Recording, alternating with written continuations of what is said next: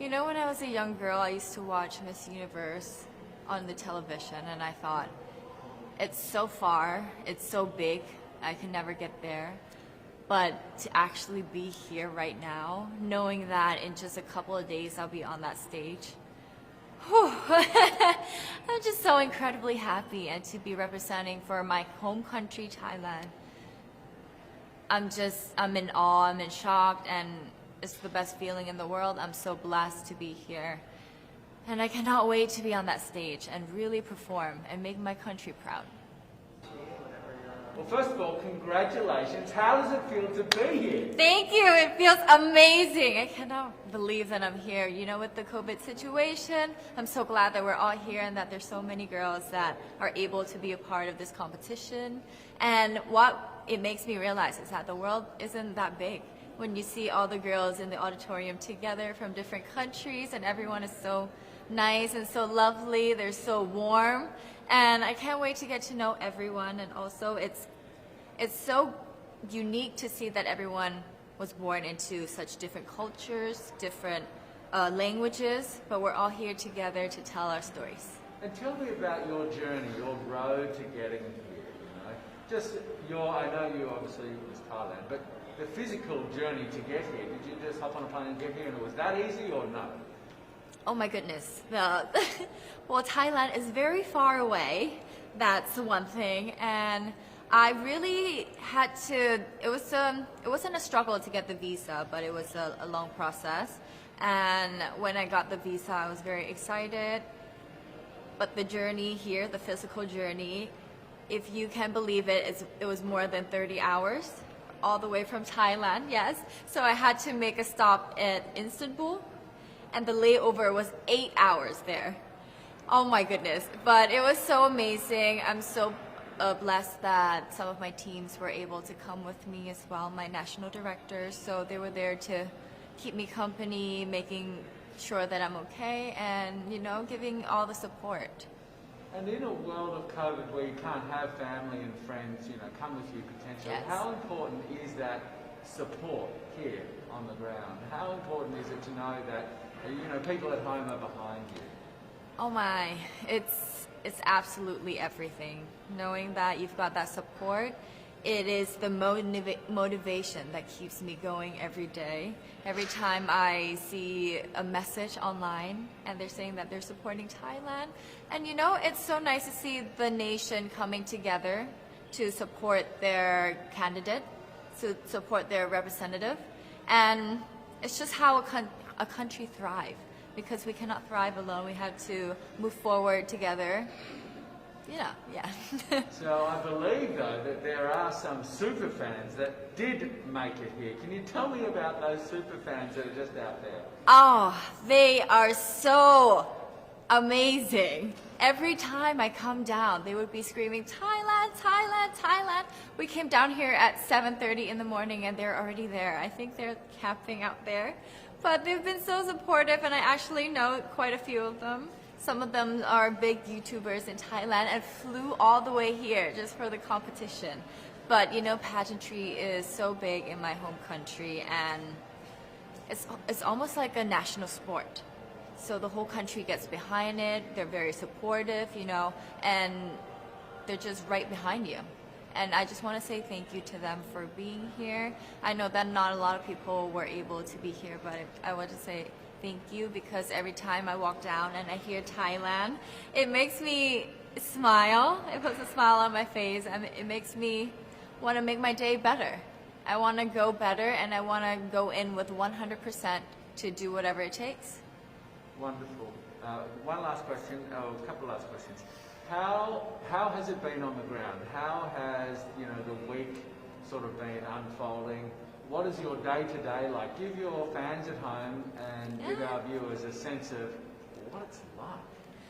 What is it like here? It is incredible. It's an incredible journey to have been able to meet all of the girls, because you know, when you know of each other online and you've been messaging, you're on WhatsApp, there's a WhatsApp group, you've been talking, but then to actually come here and meet them in reality, it's just a whole different feeling. And it's just so nice to get to know them better. and to know their stories, because each of them are so inspiring and they're so empowering, and they have different stories that make them the woman that they are today. And I think it's just unique to get to know them. In some countries, sport is like the national pastime. That's In the Philippines, some might say that pageantry is the pastime. That's true. You know what? In the Philippines, we have pageants all over the places. Yes, we have pageants in the barangay, in school, national, local. That's why we really love Miss Universe. It's like it's giving pride and putting the Philippines back on the pedestal. That's why there's an added pressure as a candidate coming from a pageant-loving country. But it's a good pressure. I always look up to our former Miss Universe Philippines. They really did well in the competition. And now this is my time to show who I am, to offer what Rabiya can show to the rest of the universe. So I'm very happy, and at the same time, I'm excited to make all my kababayans proud. And hopefully I do. Why do you think it is that the Philippines love pageants? They have appreciation for beauty. We do love pageant because we used to think that we wanted to be included in the world, I have to be honest, in the Philippines, my skin color used to be not the standard of beauty. I was obsessed whitening my skin because these are the kinds of beauty queen we see on the mainstream.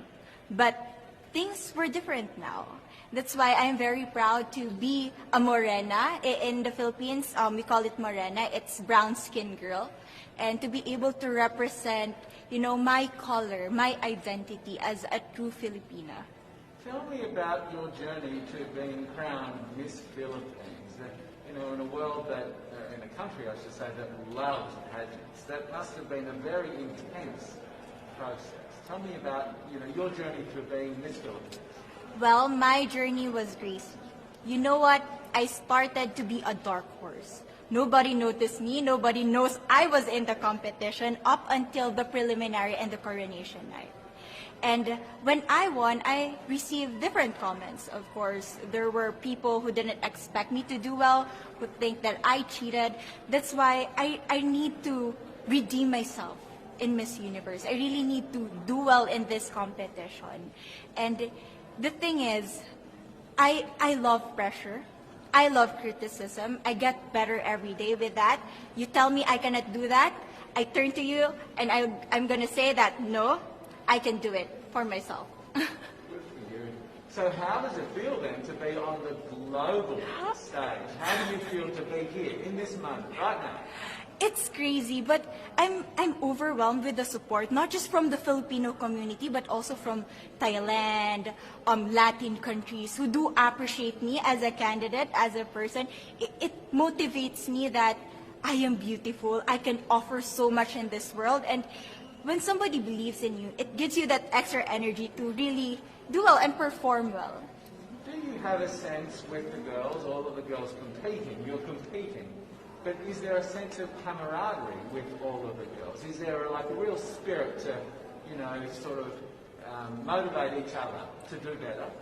You know what? I have a different idea about Miss Universe. I thought it's going to be very competitive, in a healthy way, well, of course. But now I can see every girl helping each other, from fixing those hairs, from trying to zip up those outfits. It speaks of the closeness and the kind of camaraderie that we want to have.